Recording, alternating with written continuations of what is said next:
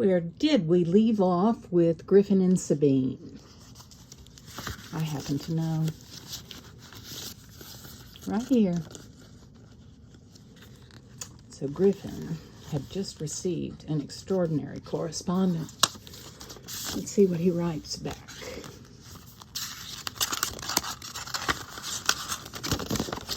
It's quite long. Sabine, I am an honorable man most of the time, and although I could spend this whole letter asking you more questions, I will hold back, do the right thing, and spill my life story. But it's going to seem awfully dull compared to your colorful existence. I see what you mean about getting shy. I feel like climbing under the carpet. My mother was Italian-Irish, my father Hungarian-Scottish.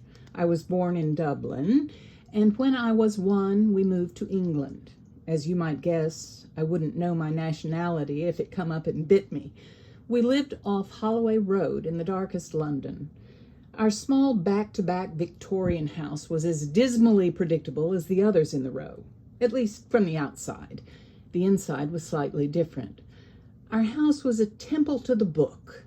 We owned thousands, nay, millions of books. They lined the walls, filled the cupboards, and turned the floor into a maze far more complex than Hampton's courts. Books ruled our lives. They were our demigods. Occasionally, I'd come home to a reenactment of the Battle of Britain in my front room. My beloved parents would be flying round like a pair of demented fighter planes, shrieking and spitting venom at one another. My father would be wearing his traditional uniform of socks and moth-eaten dressing gown, and my mother her lemon carton slippers and housecoat. My entrance would make no difference to their dogfight, and when one of them accidentally and inevitably knocked over a pile of books, they'd stop instantly and unite to examine the extent of the damage.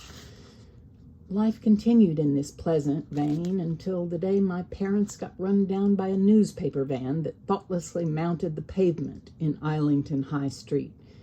It sounds heartless, but looking back, I would say that this was my great salvation, because at 15, I was whisked off to live with my mother's stepsister in Totnes, Devon.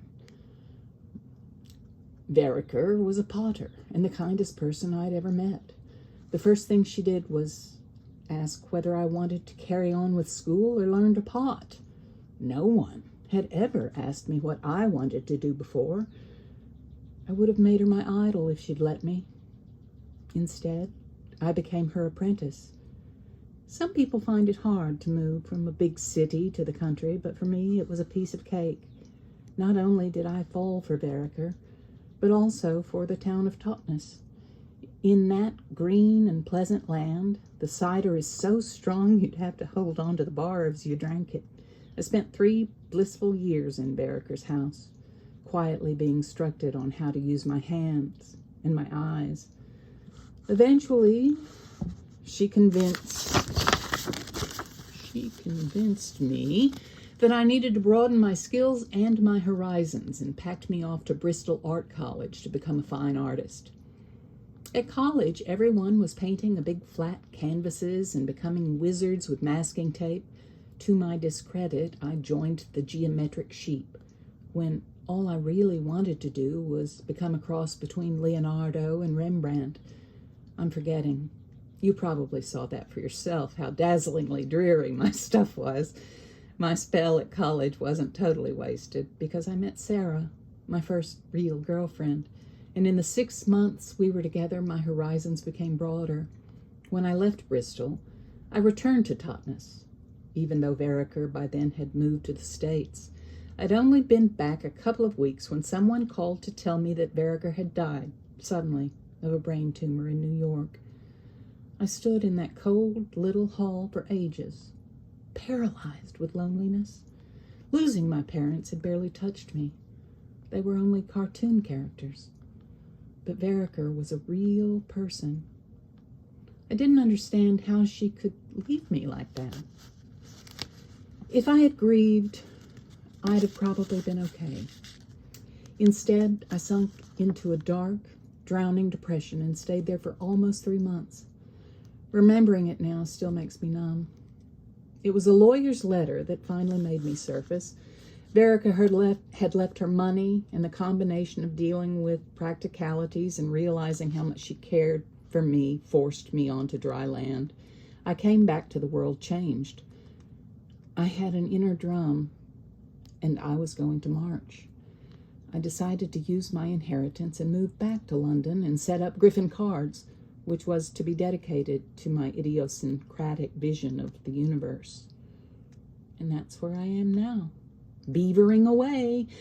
I presume you can't see my writing as well as my pictures, or posting this letter would become superfluous.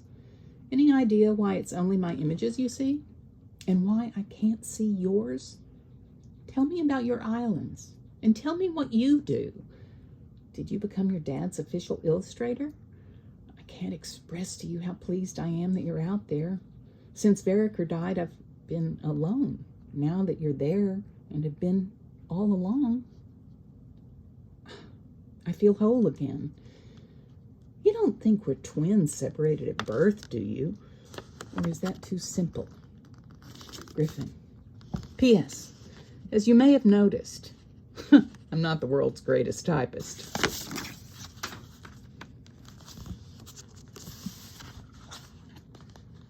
He's starting to be interested, isn't he? Let's see. Griffin, can you imagine what it would be like to never see the back of your hand, then quite suddenly to turn it over and gaze at it? I read your letter again and again, nodding to myself as if events in your life matched the memory of the way you were painting. When I read of Verica's death and your misery, I found it hard to breathe. And hearing that my existence eased your pain made my heart race. We have found one another, and I give thanks. Take care, Griffin. I will, I promise, tell you more of the islands. And my work more when I write. Sabine.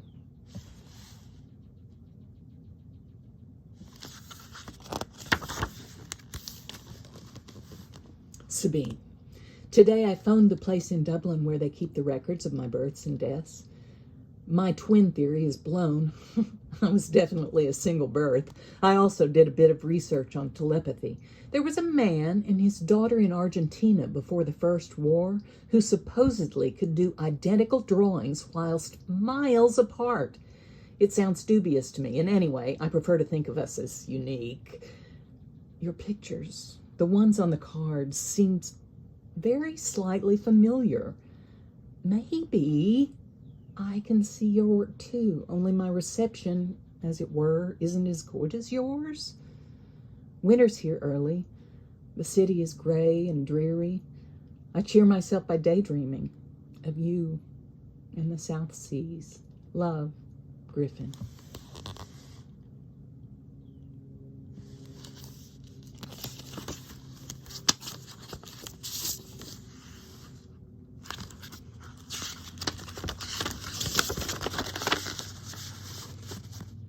Griffin, it's 6 o'clock, and I've been up for just under an hour. Below me, under my balcony, the street is starting to come to life. The sunlight is still soft and hasn't yet begun to its deep blue shadows across the kitchen, and behind me, I'll stay here drinking my coffee and writing for another few minutes. Then I'll go down to the boat that takes me across to Griffin. I work there 3 days a week. The rest of the time, I'm either here at my desk or over on Quipole, communing with some of the fascinating green sand beetles. You asked if I became my father's illustrator? Well, at first, yes. But then one day, around 2 years ago, he and I were halfway up a palm tree looking for mammoth eggs when he slipped. I slid back down to find him unscathed but looking pensive. You know, he said, I would like to spend my remaining years with Tahis and the grandchildren. Would you like to take over and finish the book? I told him there was nothing in the world I would rather do.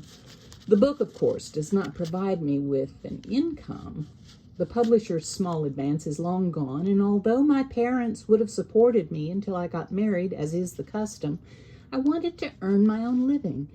So when I was offered the grandly tilted position of Sigmund politic designer, I took it. The island elders had noted that the Solomon Islands had a healthy profit by issuing stamps every couple of months to accommodate the world stamp collectors. They decided that we should do the same. So my post as SPD came into existence. Each year, I design 24 stamps. No one seems to mind what's on them because I'm the only one around who writes letters. The stamps are printed in Singapore and shipped straight from there. The few that come back to the islands tend to sit in the post office gathering dust. I'm afraid this freedom of choice leads me to indulge myself in selecting subject matter. Will you explain to me about those geometric paintings you did at art college? I want to understand their hidden language of color and shape. It's so alien to me. I wonder if we will ever understand how and why we are linked. Griffin, why try? Let us simply take pleasure in each other. I am of the islands, yet I am from elsewhere. I have always craved a closeness that I could not find here. Now I feel it is with you. My kinsmen are responsive to me, but there is no one that can reach my heart. And you, who are so far away, have been closer to me than any man on the island. It is evening now, and I've returned to the house. Outside, it is dark, and the birds are finally silent, but their place has been taken by the even noisier insect swarms. After dinner, I will lie down in my hammock in the hope that you are at work. I never tire of watching those marks come and go. I remember your first erotic drawing was trembling from head to foot by the time you'd finished. Was that Sarah? No, don't answer. I'm only teasing.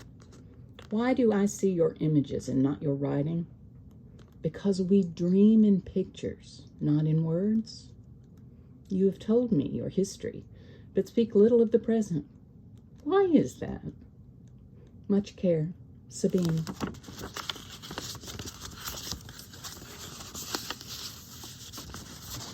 I think here we stop again. More mystery. Till next time.